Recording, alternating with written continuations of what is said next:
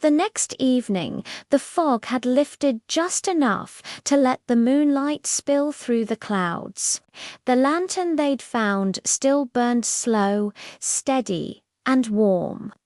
But something about it felt alive, like the flame was breathing. CG and Chris brought it to the park gazebo, figuring it was safer out in the open. The wooden boards creaked under their boots as they set the lantern down in the center. "All right," Chris said, his hands shoved deep into his pockets. "So we've got a ghostly fog, talking leaves, and a lantern that runs on who knows what. What's next?"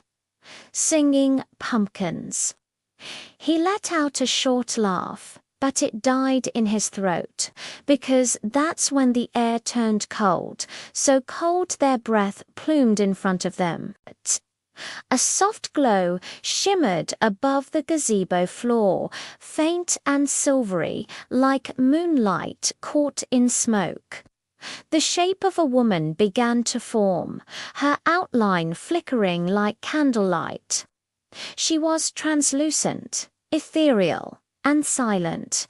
She didn't speak, just raised a shimmering hand and pointed with a long, graceful finger toward the far side of the park. CG's voice was barely a whisper. "Do you see that?" Chris nodded, his eyes wide. "Yep, definitely not cider fumes." The spirit's form drifted backward, leaving a trail of golden leaves that hadn't been there just moments ago. And then, as suddenly as she had appeared, she was gone. The cold air vanished, leaving only the normal autumn chill. CG stepped forward, her gaze fixed on the glowing trail of leaves that now led down the path, curving toward the old covered bridge in the distance. At the very end of the trail, where the path met the darkness, sat another leaf. This one was a deep, vibrant red, and it seemed to pulse with a gentle, rhythmic light, like a heartbeat. As they got closer, they saw words etched onto its surface. "Follow the sound of the harvest." The lantern's flame flickered brightly, almost in response, as if it understood.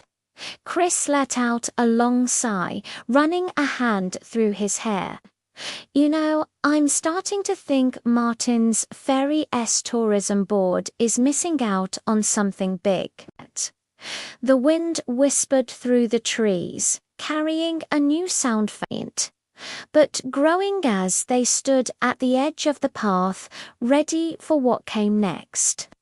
Thanks so much for following along with our story. The plot is definitely thickening. If you're enjoying this eerie adventure, please hit that like button and subscribe so you don't miss what happens next. We'll see you in the next one.